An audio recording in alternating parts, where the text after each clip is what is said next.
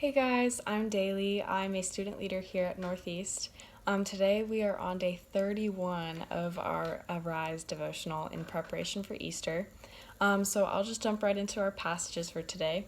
Our first one is in Mark 8, verses 27 through 30, which says, Jesus and his disciples went on to the villages around Caesarea Philippi.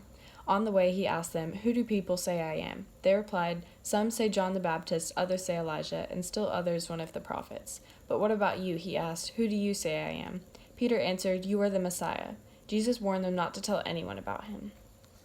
And then our second passage is in Matthew 16, verses 13 through 20. When Jesus came to the region of Caesarea Philippi, he asked his disciples, "Who do people say the Son of Man is?" They replied, "Some say John the Baptist, others say Elijah, and still others Jeremiah or one of the prophets." "But what about you?" he asked. "Who do you say I am?" Simon Peter answered, "You are the Messiah, the Son of the living God." Jesus replied, "Blessed are you, Simon, son of Jonah, for this was not revealed to you by flesh and blood, but by my Father in heaven. And I tell you that you are Peter, and on this rock I will build my church, and the gates of Hades will not overcome it. I will give you the keys of the kingdom of heaven. Whatever you bind on earth will be bound in heaven, and whatever you loose on earth will be loosed in heaven." Then he ordered his disciples not to tell anyone that he was the Messiah. So these two passages sound very similar. That's because they are two different accounts of the same event. And I thought it was very interesting that in both accounts, Peter says, "You are the Messiah," in response to Jesus' question, "Who do you say I am?" And so I looked up the definition of Messiah, and it means the promised and expected deliverer. And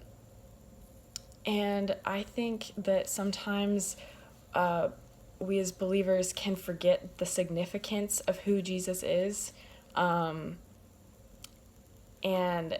it affects the way that we view his sacrifice on the cross, because if, like C.S. Lewis was describing in the devotional, if he was some moral teacher, then the weight of his sacrifice, it wouldn't mean anything, because a moral teacher doesn't have enough power or authority to make the sacrifice that Jesus did.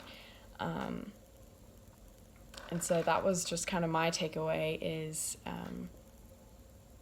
kind of a good reminder that Jesus is the Son of the living God, and he is our expected and promised deliverer, which is a really good reminder. And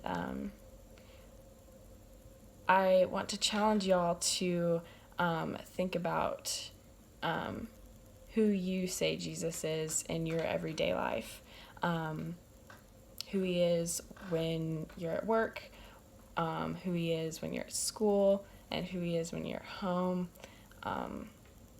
if that's the same, if it's different, and how does that affect how you act and how other people would say